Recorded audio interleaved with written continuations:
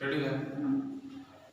देखिए, इसके पहले हमने आप लोग को बताया था कुछ टॉपिक्स है, बहुत दिन के बाद फिर हम वीडियो बना रहे हैं क्योंकि हम थोड़ा सा किसी काम में बिजी थे। ठीक है, तो मोहम्मद शाह रंगीला से बताने के लिए हम बोले थे। मोहम्मद शाह रंगीला, इनका जो शासनकाल रहा है 1719 से लेकर के 1748 तक इनका शासनकाल रहा है। और मोहम्मद शाह रंगीला से बहुत सारे क्वेश्चंस आते हैं, देखते इसका इंपॉर्टेंट क्वेश्चंस क्या क्या पूछता है एग्जाम्स में आते हैं। इसका अगर जो कहा है कि बहादुर शाह प्रथम का ही पोता थे। सबसे पहली बात है कि बहादुर शाह प्रथम का पोता थे। आपको बताया था कि उत्तर मुगल काल में यानी कि औरंगजेब के बाद बहादुर शाह प्रथम ही वो यहाँ के बादशाह बने हुए थे, मुगल बादशाह बने हुए थे। और उन्हीं का फिर पोता मोहम्मद शाह रंगीला बन रहे हैं यहाँ पे। और मोहम्मद शाह रंगीला की बात करें तो इसका वास्तविक नाम अगर जो पूछा जाए तो रोशन अख्तर नहीं। अब रंगीला है तो रंगीला है तो पूरा रोशन तो सब जगह करेगा नहीं। तो याद रखेंगे कि रंगीला का तो नाम को याद का है जी, तो रोशन अख्तर है। ठीक है, रोशन अख्तर है। याद रखेंगे कि रोशनवा जो है बहुत रंगीला है। याद जैसे है वैसे आप रख सकते हैं। और यहाँ से अगर जब नाम पूछते इसके पहले भी आपको बताए थे कि बहादुर शाह प्रथम का भी एक नाम था, उसको भी साहिब खबर के नाम से जाना जाता है, क्योंकि अपना जो राज का जो धन था वही में दान में करने रहा था, इसलिए भी खबर कहा जाता था। इसके पहले फर्रुख सियार था, फर्रुख सियार को भी बोला जाता है क्या बोलते हैं उसको, घृणित कायर कहा जाता है। एक और जहादर शाह था, उसको भी लंपट मुर कहा जाता है, क्योंकि उसको भी जो है कि एक जो है कि बेसिया लाखवर से उसका प्रेम हो गया था। तो यहाँ से आपको वास्तविक नाम है, कुछ नाम जो होते हैं आपको पूछता है, आपको पता है, रिकॉल किए हैं। और सबसे बड़ी घटना यह है कि सैयद बंधु की उन्होंने हत्या कर दिया था। क्योंकि आपको पता है कि सैयद बंधु जो अब्दुल्ला खां बरा और हुसैन अली, इन्होंने जो है कि मोहम्मद बहादुर शाह के बाद जहादर शाह को हत्या हुआ, तो फिर उसके बाद आपको फर्रुख सियार को बैठाया, फर्रुख सियार को इन्होंने बैठाया, फिर फर्रुख सियार को मार करके जो है कि इन्होंने जो है कि जो राजा जो बनाए हुए थे रफी उद्दरजात और रफी उद्दौला दोनों थे, उन दोनों को जो है कि उन्होंने बनाया था, रफी उद्दरजात और रफी उद्दौला को। और फिर उनके बाद भी जो है कि फिर मोहम्मद शाह रंगीला भी जो है कि सैयद बंधुओं की सहायता से ही बने थे।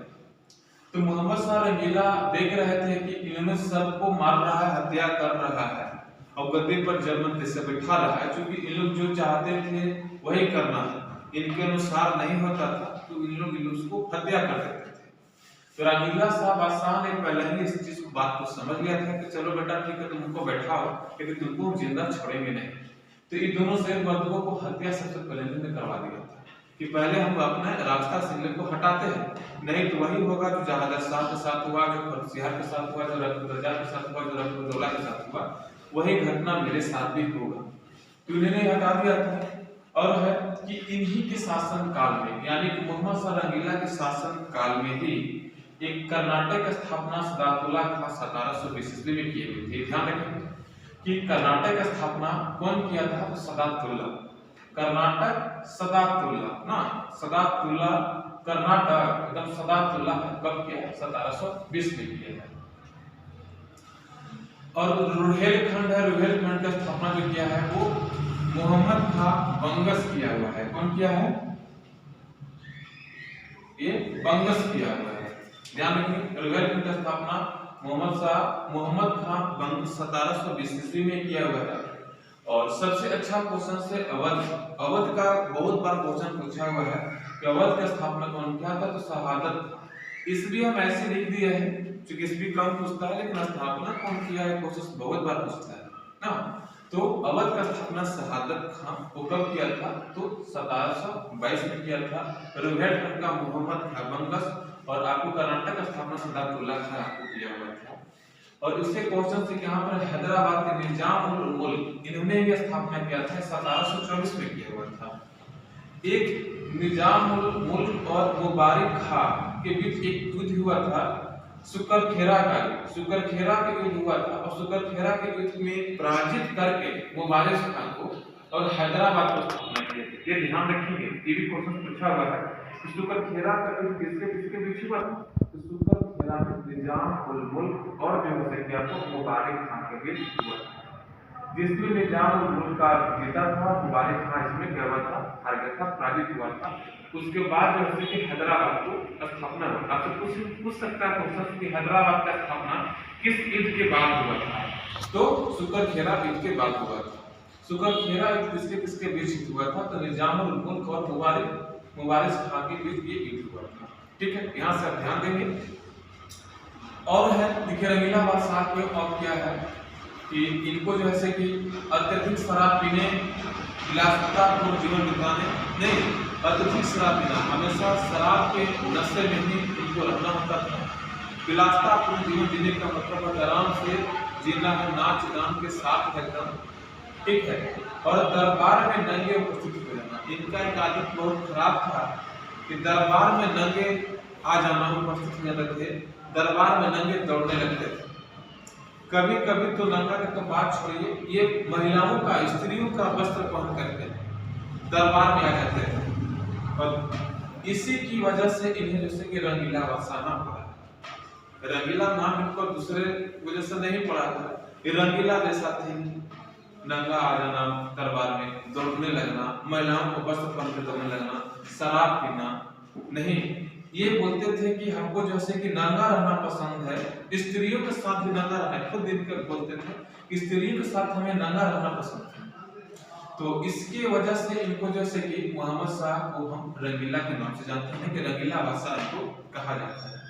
ध्यान रखेंगे, रंगीला बादशाह आपको बता दें, इसके पहले लंपट बताए थे जो आपका जहादर शाह था, और आपको फर्रुख सियार जो बोलते हैं वो आपको भ्रमित कायर के नाम से जानते हैं, ध्यान रखेंगे। और आपको हम बहादुर शाह प्रथम को बताते हैं कि वे साहिब खबर के नाम से जानते हैं। यहाँ से क्वेश्चन आपको पूछिएगा। देखिए एक और चीज, इन्होंने कुछ काम भी किए, ऐसा नहीं है, रंगीला बादशाह तो है, कुछ काम भी किए थे।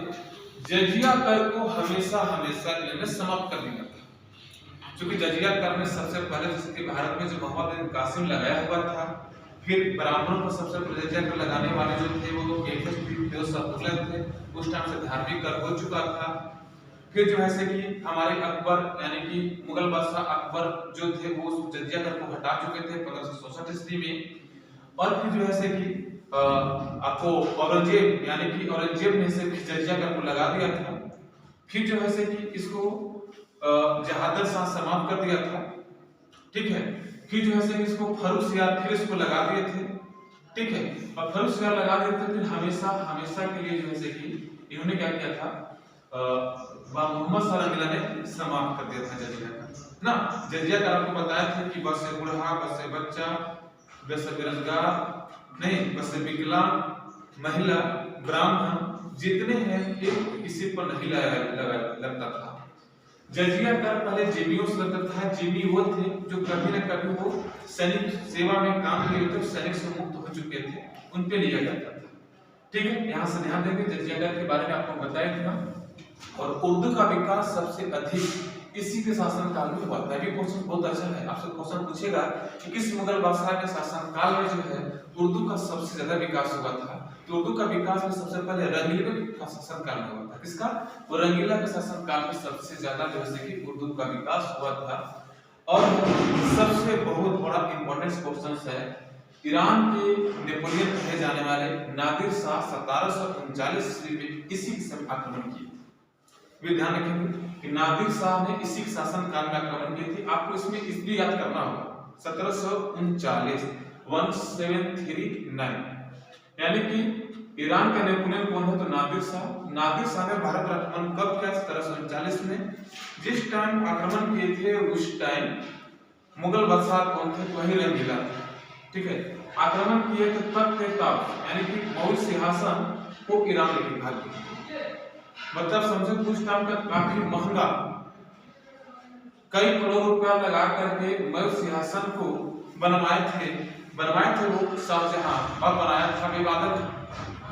मौर्य सिंहासन पर बैठने वाला अंतिम बादशाह पूछेगा का मोहम्मद शाह रंगीला क्वेश्चन पूछेगा कि मौर्य सिंहासन पर बैठने वाले अंतिम मुगल बादशाह कौन है? तो मोहम्मद शाह रंगीला है। मयूर सिंहासन पर बैठने वाला प्रथम बादशाह जो है कि कौन था बादशाह, मुगल बादशाह कौन था? तो वो शाहजहां थे। इस पर 8 बादशाह बैठे हुए हैं। 8 बादशाह जो है कि मयूर सिंहासन पर बैठे हुए थे, भी क्वेश्चन पूछा हुआ है। 8 बादशाह। सबसे प्रथम की बात करें तो शाहजहां, शाहजहां की बात करें तो फिर जहांगीर, जहांगीर की बात करें तो फिर उसके बाद बहादुर शाह प्रथम, बहादुर शाह प्रथम की बात करें तो जहादर शाह, जहादर शाह के बाद फिर बना फर्रुख सियार, फर्रुख सियार के बाद बैठा रफी उद दर्जा, रफी उद दौला, और फिर अंतिम मुगल बादशाह जो था आपको मोहम्मद शाह रंगीला। ये 8 बादशाह बैठे हुए हैं। आपसे क्रम से भी पूछ दे तो आप ध्यान रखेंगे कि कौन कौन बैठा हुआ है। एक बार फिर से रिकॉल करते रहे, आप ध्यान रखेंगे कि शाहजहां प्रथम, याद रखेंगे कि शाहजहां अमले पर गए कि शाहजहां प्रथम बादशाह जो था वो बैठा हुआ था। शाहजहां के बाद औरंगजेब, औरंगजेब के बाद बैठा था बहादुर शाह प्रथम, बहादुर शाह प्रथम के बाद बैठा था आपको जहादर शाह, जहादर शाह के बैठा, जहादर शाह के बाद बैठा था आपको फर्रुख सियार, फर्रुख सियार के बाद बैठा था रफी उद दर्जा, फिर रफी उद दौला, और फिर उसके बाद था रंगीला। बस ये 8 बादशाह जो है कि इस पर बैठे हुए थे, आप ध्यान देंगे इस पे। और सबसे बड़ी बात है कि ये तो मयूर सिंहासन पे ले चुका था, चला गया था, आपको ईरान में लेके चला गया था। और सबसे कोहिनूर हीरा, कोहिनूर हीरा जो है नादिर शाह से छीन लिया था और छीन करके ले गया था, इन्हीं से छीना था। तो क्वेश्चन पूछता है कि कोहिनूर हीरा जो है नादिर शाह किसे छीना था? वो रंगीला बादशाह से छीना था। और फिर जो है कि कोहिनूर हीरा भारत में आ गया था, जो पंजाब के राजा रणजीत सिंह थे उनके पास आ चुका था, ठीक है।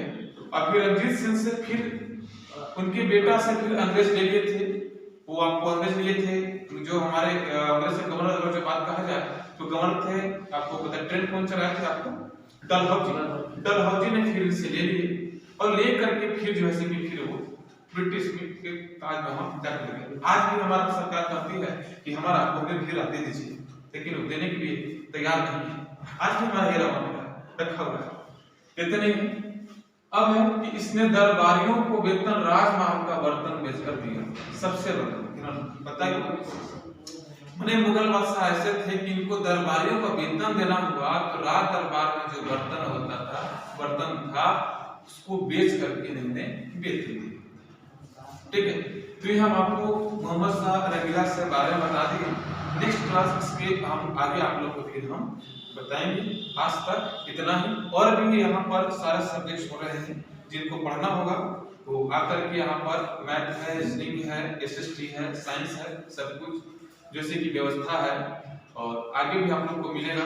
अगर आपको पढ़ना चाहे, अच्छा लग रहा है तो लाइक सब्सक्राइब और जैसे कि इसको कर दे, शेयर भी कर दीजिए इसको, क्योंकि बहुत लोगों का इससे लाभ मिल सकता है, लाभ उठाए इसको।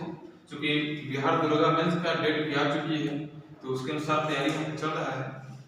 और भी जो भी एग्जाम देना चाहते हैं किसी भी क्षेत्र में हो, चाहे बिहार दरोगा हो, रेलवे ग्रुप डी हो, चाहे बिहार पुलिस हो, किसी भी आपको ये सहायता करेगा। ये कोई जरूरी नहीं है कि बिहार दरोगा मेंस ही केवल एग्जाम देगा, ठीक है। Thank you.